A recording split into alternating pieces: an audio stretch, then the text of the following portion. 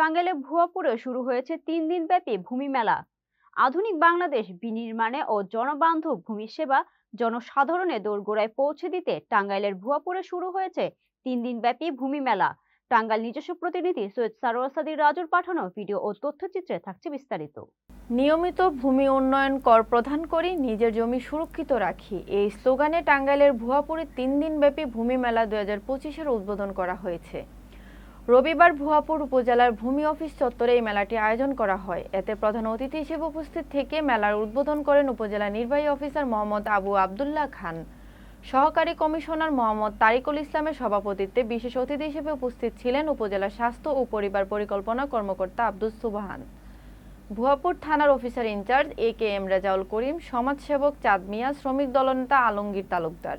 এ উপলক্ষে 25 মে থেকে 27 মে পর্যন্ত উপজেলা ভূমি অফিস সহ এর আওতাধীন 6টি ইউনিয়ন ভূমি অফিসেও একযোগে মেলার আয়োজন করা হয়েছে। মেলায় ভূমি মন্ত্রণালয়ের ভূমি সংক্রান্ত সেবাসমূহ অটো মেশিনের মাধ্যমে জনগণের নিকট পৌঁছানোর জন্য নানাবিধ কার্যক্রম গ্রহণ করেছে।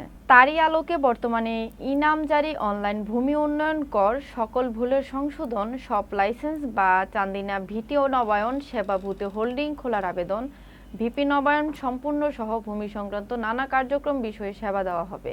এ সময় উপস্থিত ছিলেন উপজেলা প্রশাসন, ভূমি অফিসের কর্মচারী কর্মকর্তা সহ ভুয়াপুর প্রেস ক্লাবের প্রিন্ট ও ইলেকট্রিক মিডিয়ার সাংবাদিকবৃন্দ।